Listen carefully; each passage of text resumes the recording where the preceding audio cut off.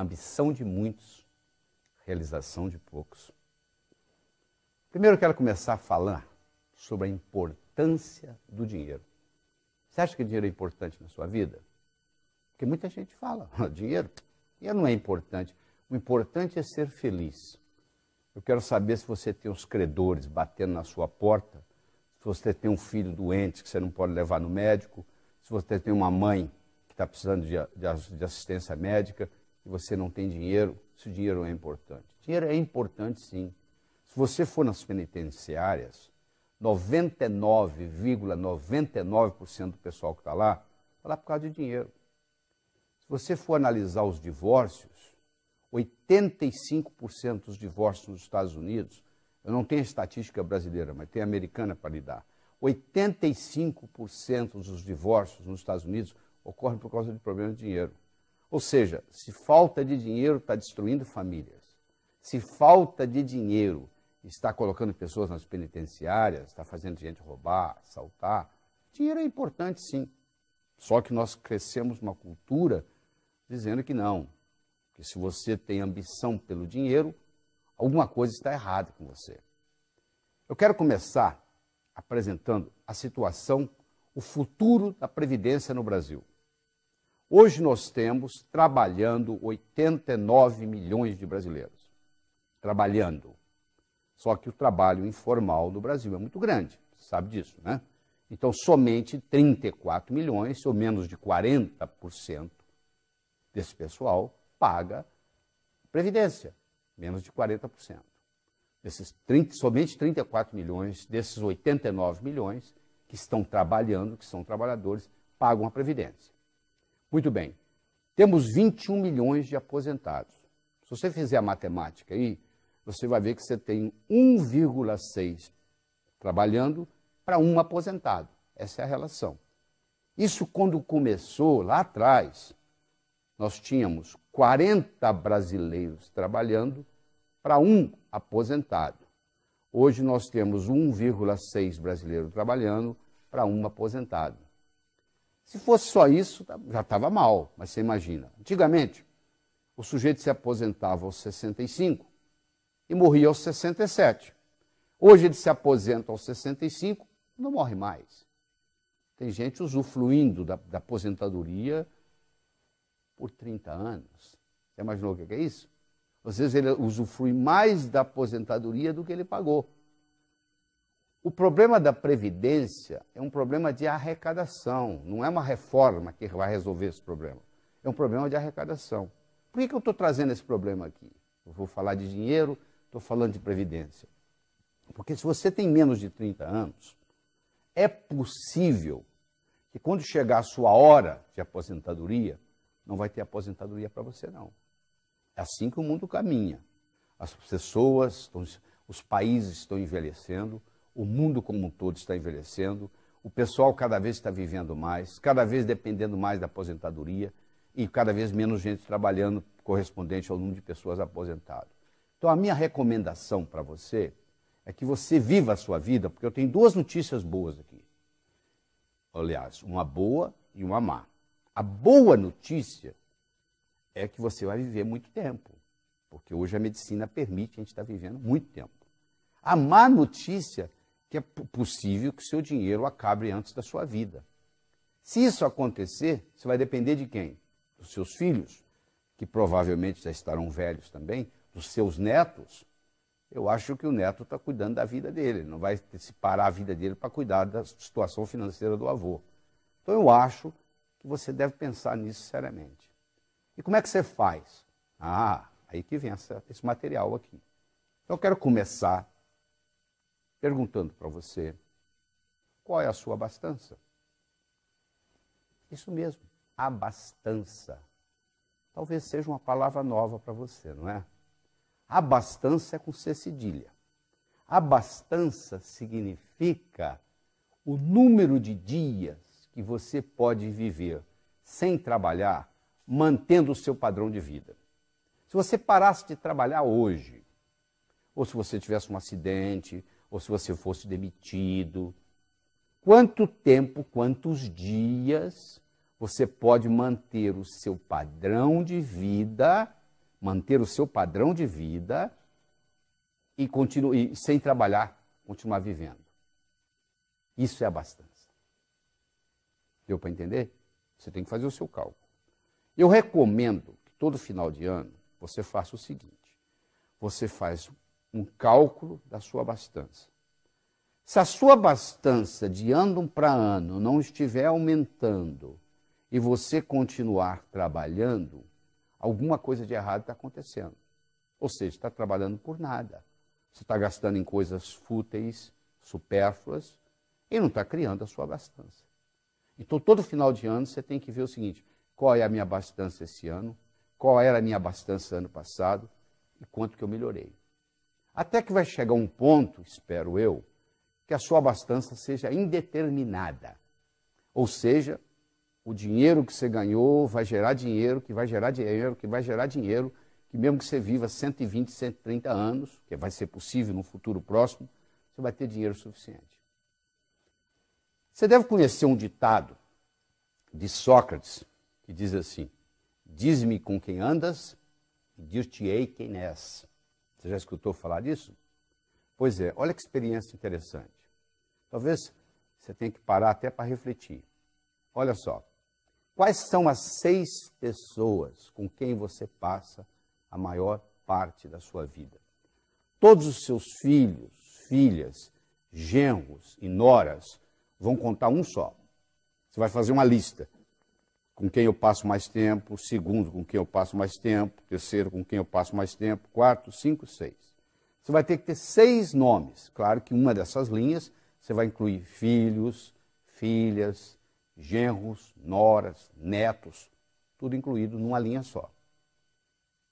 Com quem você passa, quais são as 6 pessoas com quem você passa a maior parte do tempo? Quem é o número 1, 2, 3, 4, 5, 6. Dá para você fazer isso aí agora, antes de nós continuarmos essa conversa? Tá bom, eu vou assumir que você tem aí 1, 2, 3, 4, 5, 6. Agora eu vou fazer a seguinte pergunta para você. Olhando nessas 6 pessoas, ou mais, porque filhos, filhas são tudo numa linha só, você se considera mais mestre ou mais discípulo? Você se considera mais orientador ou mais orientado? Você se considera mais professor ou mais aluno? Com relação a essas 6 pessoas que estão aí. Hein? Só você pode decidir. Olha para esse pessoal todo que você escolheu, decida. Agora, você é mais mestre ou mais aluno? Mais orientador ou mais orientado? Mais professor ou mais aluno com relação a essas pessoas? Provavelmente, você vai responder, que se você está interessado nesse material, você vai responder que você é mais professor do que aluno, que você é mais mestre do que discípulo, que você é mais orientador do que orientado. Então, se você respondeu assim, eu tenho uma última pergunta para você. Qual é a sua fonte? De onde você bebe? Você tem um vizinho multimilionário que lhe ensina? Você tem uma pessoa muito bem sucedida em negócio, que todo dia você liga para ela e conversa? Você é uma pessoa autodidata, que estuda o assunto, que escuta CDs, que assiste vídeos, assiste DVDs sobre o assunto? Você é aquele cara que pesquisa na internet sobre finanças, que entende do mercado de ações? Qual é a sua fonte? De onde você bebe? Porque se você não tiver uma fonte confiável, você está orientando essas pessoas em quê? Se você próprio não tem uma orientação. Hoje, fala-se de sexo na mesa de jantar. O pai e a mãe ensinam para os filhos como é que usa a camisinha, etc. Mas ninguém fala de dinheiro, você já percebeu isso? A família tem a expectativa de que o colégio vai ensinar, que a escola vai ensinar. Pois a expectativa da escola é exatamente o contrário. A escola acha que os pais têm que ensinar isso, não é obrigação da escola. Ora, se a criança não aprende em casa, se a criança não aprende na escola, ela vai aprender aonde? Aprender a quê? Aprender a ganhar dinheiro. Aprender a quê? Aprender a aumentar a inteligência financeira, principalmente a prosperidade. Porque é mais do que simplesmente ganhar dinheiro. Prosperidade inclui dinheiro, inclui saúde, inclui amizades. O que adianta você ter dinheiro e não ter saúde? Está em fase terminal de câncer. Eu tenho certeza que com a pessoa em fase terminal de câncer, daria toda a fortuna que tem para se curar, não é verdade?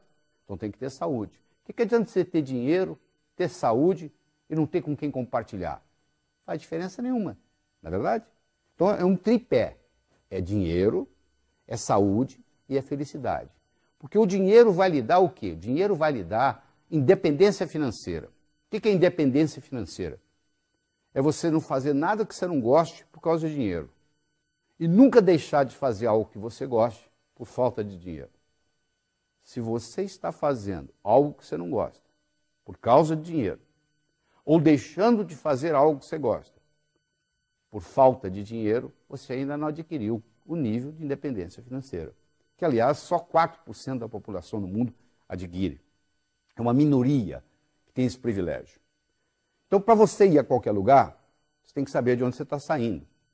Na vida é a mesma coisa. Então, agora eu vou lhe dar a oportunidade, você que está trabalhando com esse material, eu vou lhe dar a oportunidade de você identificar onde é que você está. Porque se você comparar o seu ganho com as suas despesas, você tem 3 situações. Não é verdade?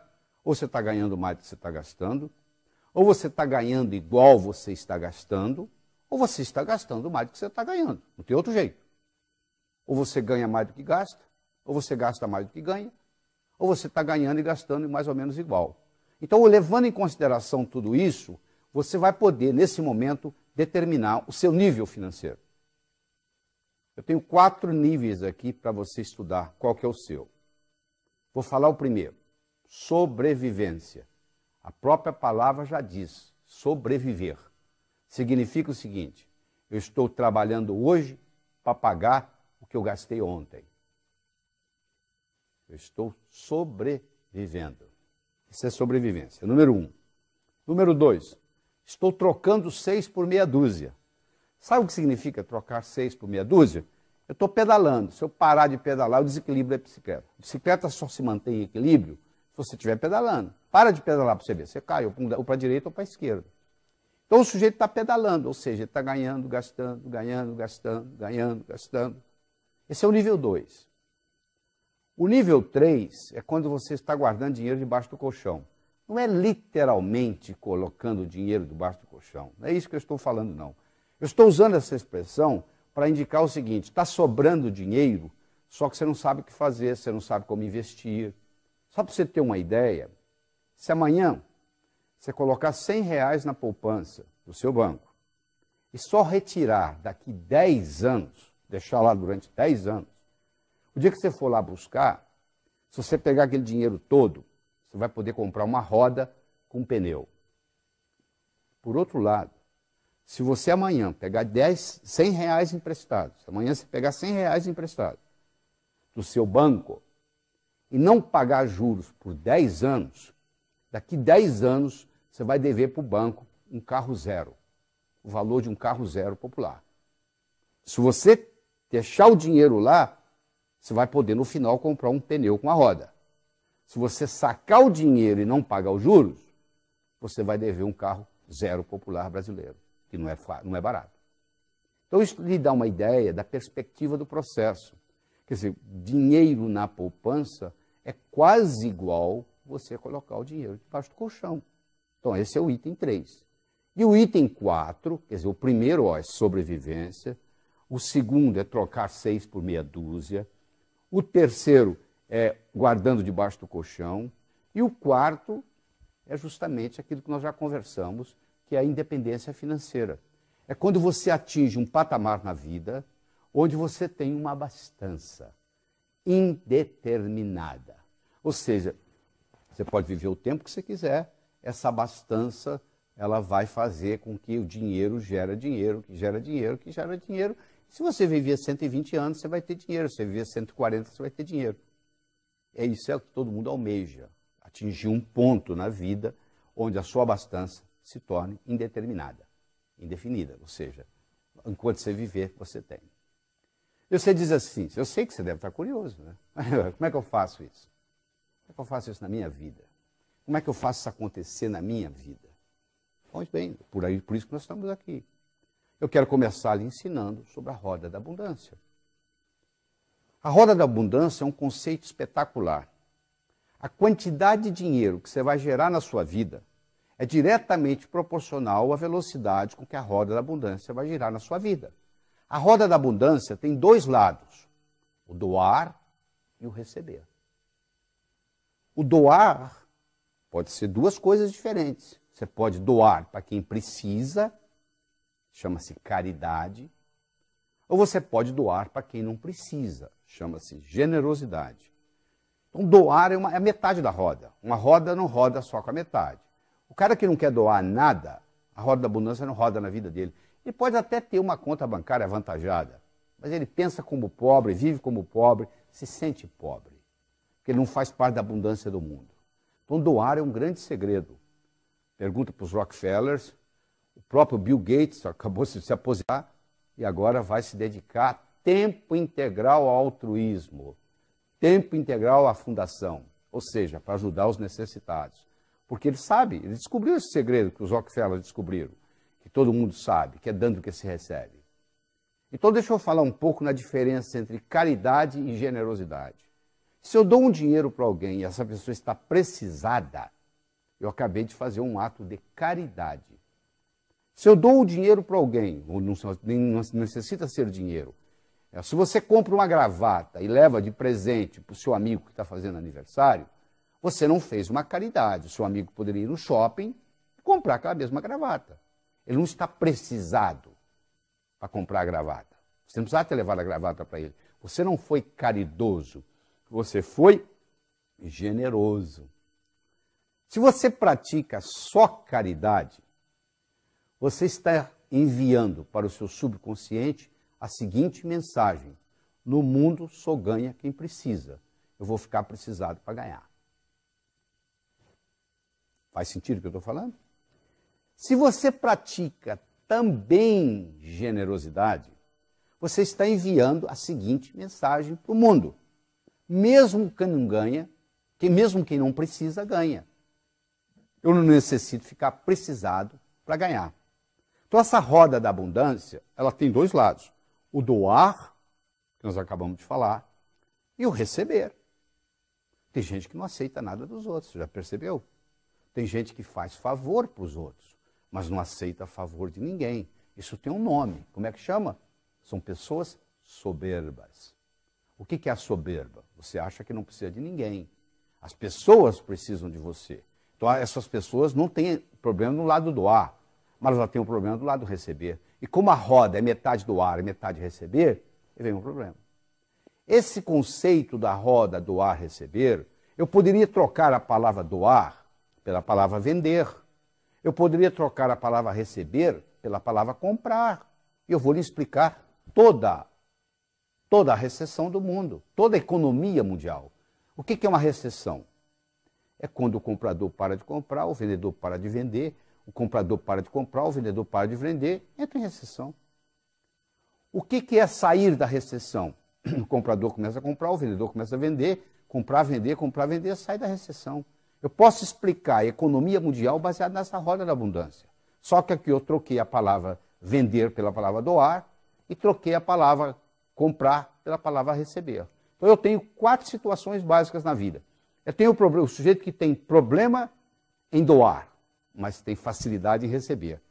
Essas pessoas são pessoas egoístas. Elas têm habilidade de receber, mas não querem doar. Venha a nós o vosso reino nada. Tem pessoas que têm dificuldade tanto em doar quanto em receber. São pessoas estéreis. Elas têm dificuldade em doar e dificuldade em receber. Não é verdade? Tem pessoas que têm facilidade em doar, porém dificuldade em receber, que nós já falamos que são as pessoas soberbas. E finalmente nós temos uma pequena população do mundo que tem tanta habilidade de doar quanto receber. São pessoas prósperas. São pessoas que conhecem o caminho das pedras. Uma pessoa próspera, se você tirar a riqueza dela, ela manifesta de novo, porque ela conhece o caminho. Já uma pessoa só rica, que herdou, por exemplo, uma herança e tem uma conta avantajada no banco, se você for lá e tirar o dinheiro dela e ela for só rica e não for próspera, ela não consegue manifestar de volta esse dinheiro. porque o que aconteceu com ela foi o seguinte, ela tem riqueza, mas ela não tem prosperidade. Prosperidade é algo mais complexo do que riqueza, tá bom? Nessa roda da abundância, existem alguns verbos interessantes que a gente podia conversar com você em detalhe. Um verbo importantíssimo é o verbo declarar. Você sabia que declaração cria realidade? Dois noivos, um casal de noivos vai perante um juiz, e o juiz declara os noivos marido e mulher. Imagine se ela falasse assim, seu juiz, eu mudei de ideia, eu não quero me casar mais. Ele vai dizer, agora você tem que se divorciar, porque eu já declarei vocês marido e mulher. Olha que interessante, uma declaração cria uma realidade, jurídica no caso. Eu declaro ser próspero, eu passo a fazer o que gente próspera faz, eu passo a ter prosperidade. Então eu tenho que ser, fazer, ter. Ah, se eu tivesse dinheiro, quanta gente fala assim, mas isso não funciona. Existe um livro nos Estados Unidos, que não foi traduzido para o português, onde eles estudaram os 20 maiores ganhadores da maior loteria dos Estados Unidos, que é a loteria da Califórnia. E estudaram esses indivíduos durante 10 anos. Do momento que eles determinaram fazer o estudo, disseram, daqui para trás, quem foram os 20 maiores ganhadores? Vamos acompanhar esse pessoal por 10 anos. E acompanhou. 10 anos depois, 18 dos 20 maiores ganhadores da maior loteria do mundo estavam mais pobres do que antes de ganhar a loteria. Vou falar de novo. 10 anos depois, 18 dos 20 ganhadores da loteria californiana estavam mais pobres do que antes de ganhar a loteria. Provando, mais uma vez, que o sucesso vem de dentro. Eu tenho que ser, fazer, ter. Se eu tiver sem ser, não pertence a mim. Você já viu várias notícias na televisão brasileira de pessoas que ganharam na loteria e criou-se um grande problema na vida delas. Justamente porque recebeu o dinheiro e não estavam preparados para isso. Entendeu? Então isso é muito importante você entender essa história do declarar. A segunda coisa importante é o verbo solicitar. Tem um ditado que diz assim, o mendigo tímido termina o dia com a bolsa vazia. Porque ele não solicitou. Ele não pode ser tímido se ele quer ser mendigo. Ele tem que aprender a lidar com não. O mendigo lida com não o dia inteiro, porque a maioria não dá dinheiro para ele. Mas ele está lá solicitando, pedindo. Você extrapola isso para nós. Nós também temos que estar solicitando coisas do universo. Se você é muito tímido na sua solicitação para o universo, você termina a vida com o bolso vazio. No caso aqui. Solicitar é importante. Terceiro é o agradecer, é a gratidão, que é a mãe de todas as outras virtudes. Você tem que agradecer aquilo que você tem, a fim de obter aquilo que você quer. Se você não tem a habilidade de agradecer, você não acumula aquilo que você quer. É um princípio cibernético de realimentação.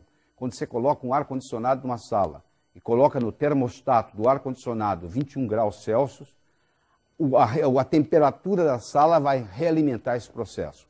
Todas as vezes que a temperatura for acima de 21, o ar-condicionado vai ligar automaticamente. Todas as vezes que ela for abaixo de 21, o ar-condicionado vai desligar e vai ficar só na ventilação. Você criou um processo cibernético, um processo de realimentação. O mesmo ocorre com o processo de gratidão. Quando eu agradeço aquilo que eu tenho, é uma realimentação positiva, eu obtenho mais daquilo. É um segredo muito bem guardado. E segundo é a sua habilidade de arriscar. A pessoa quer progredir, mas ela não quer arriscar. Se você já foi no circo alguma vez, ou já assistiu algum filme de circo, você vai ver que o trapezista está no trapézio, ele para pegar o próximo trapézio, ele solta esse, fica vulnerável para pegar o próximo. Claro que ele dá uma olhadinha para ver se vem outro trapézio. Se não vier, ele não solta esse. Eu não estou dizendo que você vai deixar o seu emprego e vai ficar vulnerável. Você tem que planejar o próximo passo. O que você vai fazer depois disso? Isso é importante, esse processo, você fazer isso. Então, esses verbos são muito importantes. O verbo declarar, o verbo solicitar, o verbo agradecer e o verbo arriscar-se. Isso é fundamental. Eu quero conversar agora, nesse momento, sobre a pobreza. Eu quero fazer uma declaração aqui. A declaração que eu tenho para fazer é muito simples. Todas as vagas para pobre estão ocupadas no Brasil. Não tem mais vaga para pobre. Melhor você ficar rico.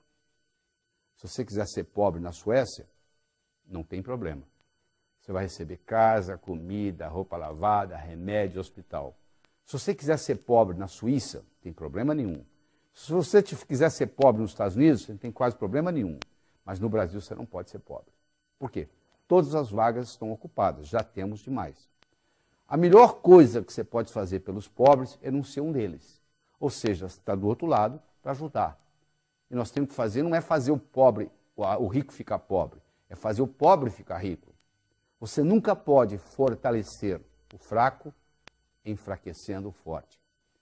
O jeito de você fortalecer o fraco é fortalecendo o fraco, não é enfraquecendo o forte. Por que você acha que tem tanta pobreza no Brasil?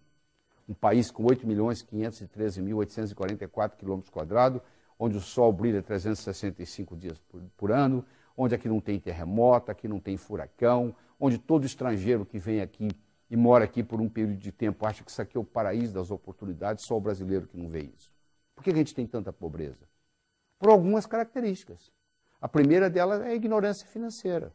Nós não somos educados financeiramente, nós não aprendemos sobre a lei do ganhar, a lei do gastar, a lei do economizar, a lei do investir, que são leis universais, que funcionam em qualquer lugar que você for, em qualquer cidade, em qualquer país, em qualquer nação, em qualquer continente. E mais sério ainda são os preconceitos que nós temos contra dinheiro. Dinheiro é sujo, gente rica não entra no céu, é mais fácil um camelo passar pelo fundo de uma agulha do que um homem rico entrar no céu. Você imagina que você tem 5 anos de idade, você não sabe onde você está indo, porque você está consciente, mas não está consciente que está consciente aos 5 anos. Você sabe que você vai num lugar importante, porque colocar a melhor roupa que você tem, e você vai e tem alguém pregando. É mais fácil um camelo passar pelo fundo de uma agulha do que um homem rico entrar no céu. Saiu dali, seu pai te leva ao zoológico, e tem aquele animal enorme. Você pergunta, papai, o que é aquilo ali? Aquilo ali, meu filho, minha filha, aquilo ali é um camelo, grande, hein, pai? Você chega em casa, você abre a gaveta de costura da sua mãe, você pega a agulha, olha, e com 5 anos você declara, eu quero ser pobre. Só que você esqueceu que você fez essa declaração, quem estava pregando lá também esqueceu de lhe ensinar que o conceito não é bem esse, não. Lá em Jerusalém, tem os resquícios das muralhas, os resquícios dos portões, que se fechavam às 18 horas, às 6 horas da tarde, e qualquer caravana de camelo que chegasse depois das 6 horas da tarde era proibida de entrar, a não ser que o camelo entrasse pelo fundo da agulha, que era uma portinhola feita dentro do portão, no próprio portão, só que um camelo, para passar pelo fundo de agulha, amigo, 2 coisas tem que ocorrer. Primeiro, tem que fazer isso descarregado. Ele não pode passar com o carregamento que ele chegou. E segundo, ele tem que fazer isso de joelhos, que não é difícil para um camelo. Agora eu vou levar essa analogia para o ser humano. Nós vamos entrar no reino dos céus, sem nada material, caixão não tem gaveta, mortalha não tem bolso, nós não vamos levar absolutamente nada do que está aqui. Tudo isso que você pensa que é seu, na realidade você está tomando conta. Essa casa que você tem registrado no cartório, que você pensa que é sua, se você morrer ela vai ficar aí, ou seja, ela não lhe pertence, você está tomando conta. O carro é a mesma coisa e assim por diante. Caixão não tem gaveta, mortalha não tem bolso. Então, nós não podemos ter apego às coisas, porque elas vão ficar aqui. E segundo, o conceito do camelo entrar de joelhos, isso representa para nós entrarmos no reino dos céus humildemente. Só que a pessoa leva isso ao pé da letra. Esse é que é o problema. Isso é nada mais, nada menos que uma metáfora. Que levado ao pé da letra, a interpretação é outra. Então a pessoa acha que se ela for rica, ela não pode entrar nos céus. Do céu. Contrário. O dinheiro bem aplicado é um instrumento para lhe aproximar de Deus. Porque se você usa o dinheiro bem usado, e você melhora a humanidade com ele, você proporciona uma melhora na vida das outras pessoas, porque você tem dinheiro, porque você está construindo aquela mansão, você está tratando muitas famílias, você que comprou aquele Mercedes-Benz, você está mantendo muitas famílias empregadas. Olha aí, está fazendo girar aquela roda da fortuna, a roda da abundância que eu falei para você, ela está girando porque você está comprando e vendendo coisas, você está contratando gente, você está montando mansões. É praticamente impossível você ser próspero sozinho, porque no momento que você começa a gastar, você está beneficiando outras pessoas. E todo mundo vai ficando mais próximo com você. Prosperidade atrai prosperidade. Para onde que vão os investimentos? Para os países mais prósperos, não é verdade? Então isso é o que vai acontecendo. Então nós temos essa série de preconceitos. E esses preconceitos muitas vezes não têm nenhuma causalidade. Há uma diferença entre causalidade e casualidade. Casualidade é por acaso. causalidade, tem causa. Você quer ver um mito, porque isso é mito. Quando você tem casualidade, mas não tem causalidade, você cria mitos. Existem uma série de mitos populares com relação a dinheiro, com relação à riqueza. O primeiro mito que eu quero discutir com você aqui é o seguinte: trabalhar muito é causa de riqueza. Não é verdade. O cara ficou milionário aos 65 anos, em Brooklyn, New York. Ele foi entrevistado e eles perguntaram para ele: por que você ficou milionário aos 65? Por que não aos 55? Por que não aos 45? Sabe o que ele respondeu? Estava muito ocupado, não tinha tempo de ganhar dinheiro. Ou seja, tem gente que está tão obcecada pelo trabalho do dia a dia que não tem tempo de dar um passo para trás e ver a coisa numa visão mais ampla. Então não é verdade, não é trabalhar muito que traz riqueza, é trabalhar de uma forma inteligente, é aprender a alavancar. Se você pedir para derrubar uma porta, eu não tenho força física para isso. Mas se você me entregar um pé de cabra, eu derrubo com esse dedinho aqui, ó. Eu estou alavancando. Ou seja, eu estou trabalhando de uma forma inteligente.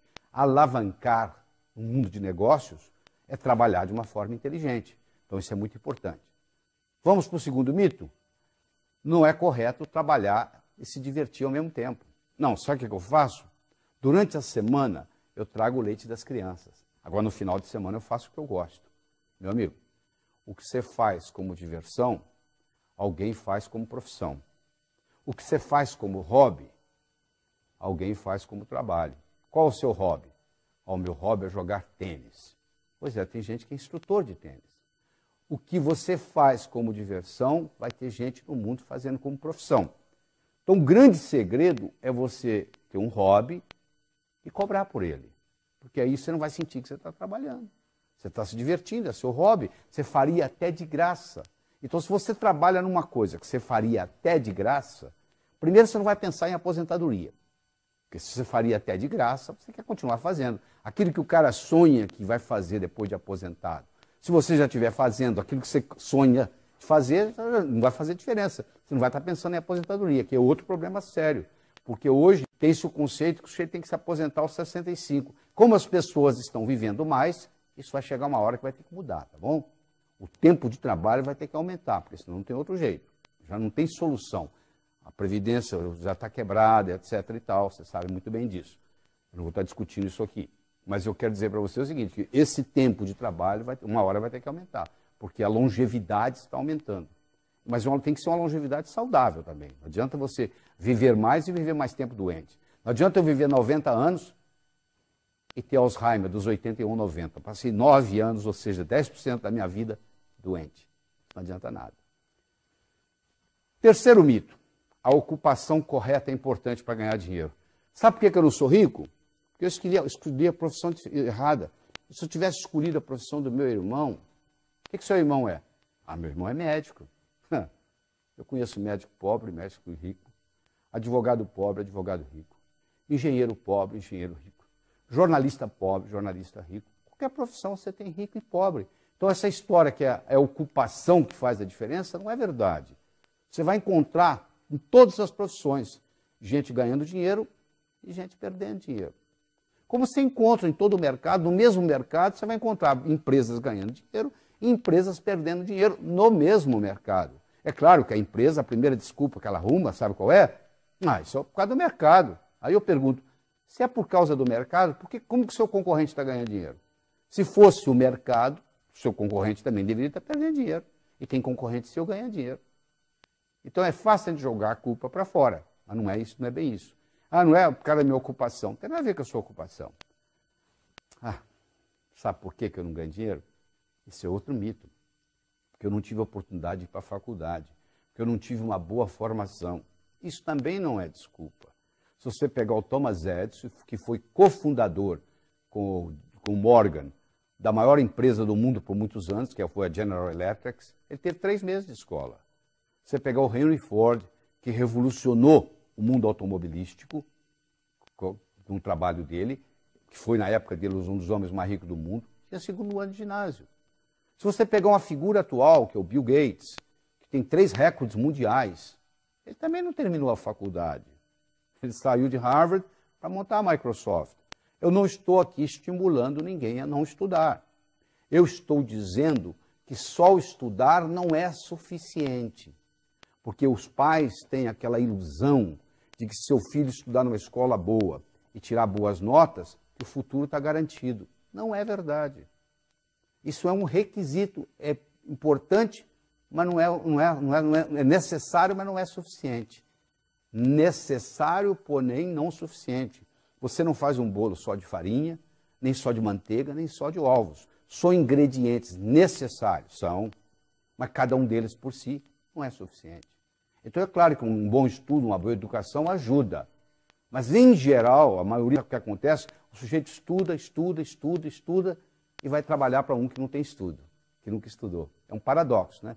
Porque em geral, o que cai na prova não necessariamente cai na vida. Essa é a grande verdade. Nem sempre o que cai na prova cai na vida. O outro mito, talvez o pior deles, é que não tem o suficiente para todos. Na época da caverna, o PIB era zero. Hoje o PIB é astronômico. À medida que a riqueza do mundo aumenta, mais milionários vão sendo feitos, mais aviões supersônicos vão sendo construídos, mais submarinos atômicos vão sendo construídos, ou seja, a prosperidade do mundo vai aumentando. A Bolsa de Valores de Nova York hoje é 100 vezes maior o giro do que era há 50 anos atrás. Ou seja, a riqueza vai aumentando. Tem para todos, sim. Quer dizer, esse conceito de que não tem para todos é um problema seríssimo, porque a pessoa que tem esse conceito, ela acha que se ela ganhar, alguém tem que perder. Não, para eu ganhar, você não tem que perder. A não ser que você insista. Aí o problema é seu. E outro problema sério, que deveria ser ensinado no jardim da infância, são as leis da riqueza. A lei do ganhar, a lei do gastar, a lei do economizar e a lei do investir, que são leis universais que funcionam em qualquer lugar. Sem o ganhar, meu filho, não adianta nada. Eu só vou poder gastar, economizar e investir se eu ganhar. Então, a primeira lei não é que é a mais importante. Segunda-feira não é mais importante do que terça, mas vem primeiro, não vem? É assim mesmo. Segunda vem antes de terça, terça vem antes de quarta. O ganhar tem que vir antes do gastar. Só que o ganhar é o seguinte, toda a riqueza é criada pela mente humana. Problema financeiro não se resolve com dinheiro. Eu nunca vi nenhum problema financeiro ser resolvido com dinheiro. O sujeito não está indo bem financeiramente, ele pega dinheiro emprestado com o cunhado para pagar o aluguel. Mês que vem, o aluguel venceu de novo e o cunhado já quer receber, ou seja, não resolveu nada. A empresa não está indo bem das pernas, ela vai no banco, pega dinheiro emprestado, não faz nada. No mês seguinte, ela deve o capital, os juros e agora está precisando de dinheiro de novo. Problema financeiro não se resolve com dinheiro. Problema financeiro se resolve com imaginação. Você não vai caminhar nas ruas da sua cidade, onde você mora, e que vai cair riqueza no dinheiro na sua cabeça, não. Se você não tiver um planejamento, se você não tiver uma estratégia, se você não tiver uma implementação, não vai ocorrer nada. Então, a lei do ganhar é fundamental. Segundo, vem a lei do gastar. Em que você gasta seu dinheiro? Aquilo que você valoriza. O dinheiro ele tem valor dependendo da transação que está ocorrendo. Um cara que é colecionador de selos, ele pega um olho de boi, vale uma fortuna o selo olho de boi. Para quem não coleciona selo, olha aquilo, não vale nada. Então, o valor do dinheiro é determinado pelo comprador e pelo vendedor em cada transação. E se você gastar o que você ganha, meu amigo, você está andando de bicicleta. Você tem que saber economizar. Você tem que pegar pelo menos 10% que você ganha, sagrado, e separar. Chama-se dízimo pessoal. A palavra dízimo vem de 10. Você tira 10% que você ganha. Aí você deve estar pensando assim, mas eu já economizo 20%, 30% do que eu ganho. Mas não é isso que eu estou falando. Esse dinheiro, esses 10%, você nunca vai poder gastar em nada perecível ou roubável. Isso tem que... Você pode colocar no banco, você pode comprar um apartamento, você pode comprar um lote, você não pode comprar carro, você não pode comprar avião, você não pode comprar barco. Nada que seja perecível ou roubável. Isso aí funciona como se fosse o imã do dinheiro. Existe um indivíduo nos Estados Unidos chamado Robert Schuller, que construiu a Catedral de Cristal na Califórnia, em Los Angeles. Ele tem um programa na televisão americana há mais de 30 anos, todo domingo de manhã ele fala assim, se você me mandar 10% do que você ganha, você ficará rico. Tem gente mandando dinheiro há 30 anos para o Robert Schuller. Por quê? Porque funciona. Se você mandar 10% do que você ganha para o Robert Schuller, você também vai ganhar mais. Você não precisa mandar para o Robert Schuller em Los Angeles. Você pode mandar para o Laí Ribeiro em São Paulo. Você não precisa mandar para o Laí Ribeiro em São Paulo. Manda para você. Pega a sua conta final do mês, separa 10%, fala, isso é sagrado. Você deve estar pensando assim, mas peraí, se eu for pegar, eu já ganho tão pouco, como é que eu vou tirar 10%? Se você ganha pouco, 10% é quase nada. Não é verdade? Ou seja, não vai fazer muita diferença. Tem gente que vive com muito menos do que você vive. Se você tirar os 10%, o que vai sobrar, tem gente que vive com muito menos. Você tem que se ajustar a isso. Mas no momento que você faz isso, é um passo de mágica. Porque você está dando para o seu subconsciente a seguinte mensagem. Eu vivo no mundo abundante, ganho mais do que preciso, está sobrando. E esse dinheiro acumulado, ele vai criar o que se chama o imã do dinheiro. Semelhante atrai semelhante, ódio atrai ódio, amor atrai amor, a água atrai água vai para o rio vai para o mar, não é verdade? Para onde vai água? Para onde tem água. Para onde vai dinheiro? Você acha que dinheiro vai para o pobre? Não, o dinheiro vai para quem tem dinheiro. Se você for lá no banco e falar assim, pelo amor de Deus, me empresta que eu estou apertado. O banco fala para você, não. Agora, você chega lá no banco e fala, eu tenho isso. O banco fala, você não quer levar um dinheiro emprestado? Olha que paradoxo. Quem está apertado mesmo, o banco não empresta. Agora, quem tem sobrando, tem crédito. Crédito é paradoxal, é quem não precisa que tem. Você não precisar, você tem. Mas na hora que você precisa, aí não tem. Olha que interessante. É o paradoxo. A vida está cheia de paradoxos, principalmente a vida financeira. Certo? Então é importante você entender isso. Mas uma coisa importante, se você não aprendeu nada até agora dessa nossa conversa, se você aprender sobre a importância do dízimo pessoal, já fez uma diferença muito grande. Se você aprendeu a importância do doar, já fez uma diferença muito grande. Porque você aprender a doar, você pode doar tempo, você pode doar dinheiro. Não é só, é o sistema de doar como um todo, é você se doar. É dando que se recebe, está lá na Bíblia. E se você aprender nessa lei do ganhar, do gastar, do economizar, que é o dízimo pessoal, o processo de investimento, o brasileiro tem uma dificuldade muito grande em investir, porque ele não é treinado, ele não aprende na escola, ele não sabe o que fazer com o dinheiro. Ele não sabe nem manusear o seu próprio pensamento, ele não sabe o poder que o pensamento tem de expandir, de criar, de eternizar-se. E o modo de você mudar, às vezes, algum conceito que você tem negativo com relação a dinheiro, é fazer uma afirmação exatamente ao contrário. O dinheiro é meu amigo. Vamos supor, você fala para você, o dinheiro é meu amigo. Se você acha que o dinheiro é seu inimigo, que você não se dá bem com o dinheiro, você começa a falar, o dinheiro é meu amigo, o dinheiro é meu amigo, o dinheiro é meu amigo, de repente você começa a acreditar.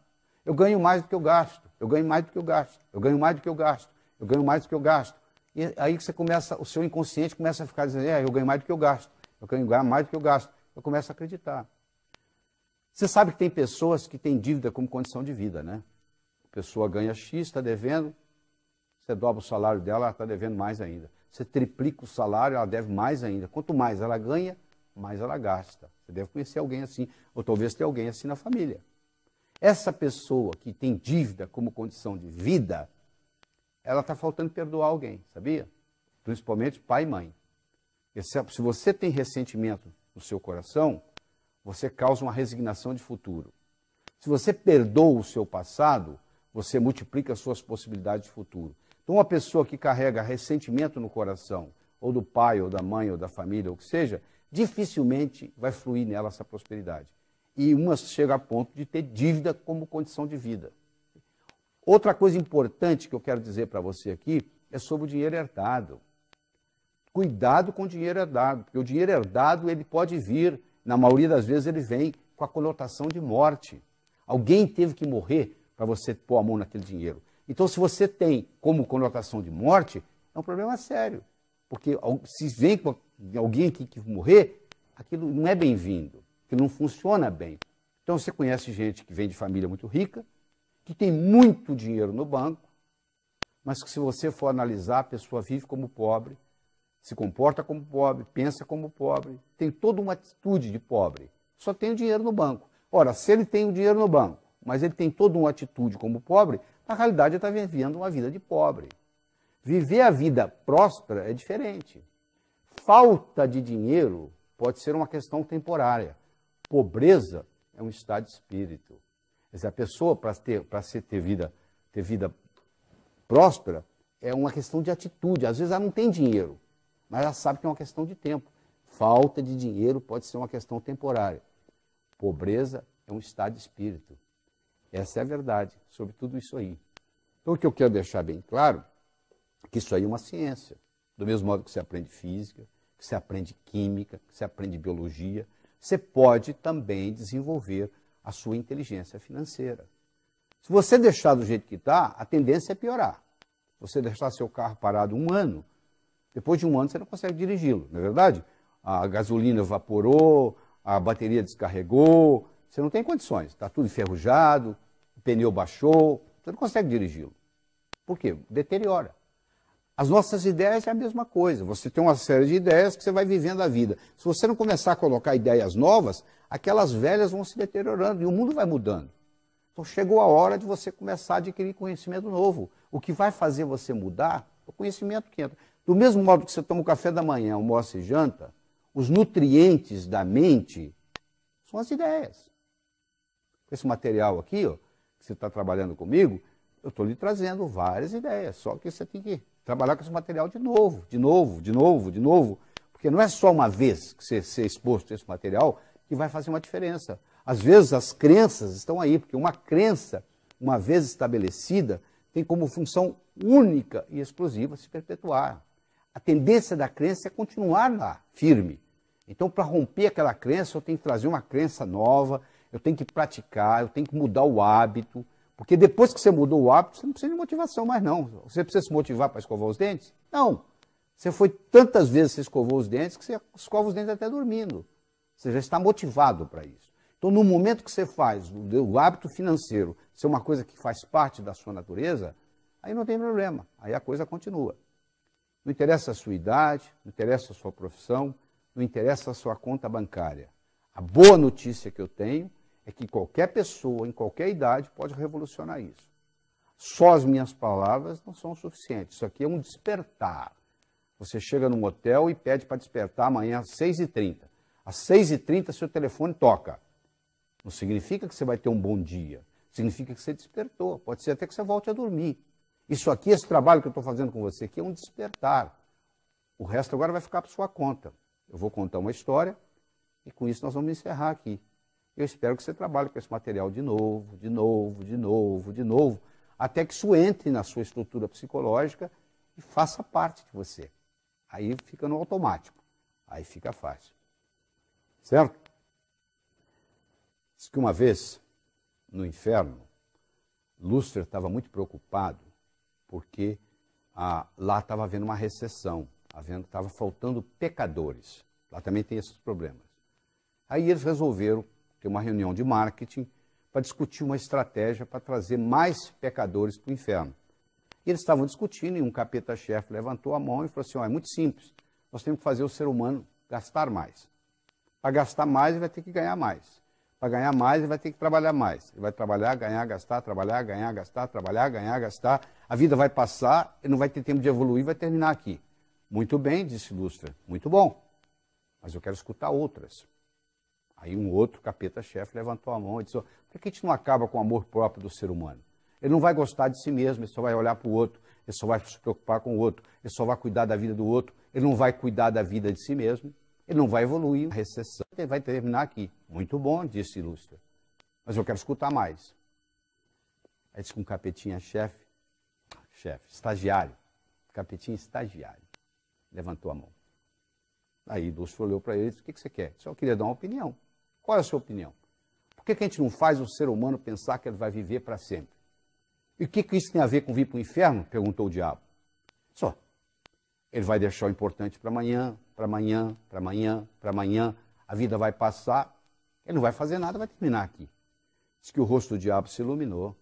Ele disse, é isso que nós vamos fazer. Sabe o que ele fez?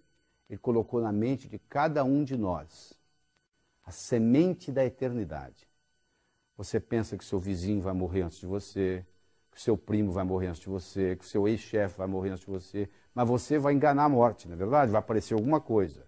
Todos pensam assim. Se você pudesse conversar com o pessoal que mora, entre aspas, no cemitério, todo mundo lá ia reclamar que morreu antes da hora. Tinha tanta coisa para fazer e morreu. Não adianta nada você ser exposto a esse material, você ter todas essas ideias que você está tendo aí e não colocá-las em prática. Você tem que estabelecer quais são as prioridades na sua vida e colocá-las em prática. Ver o que é importante, começa por aquilo que é mais importante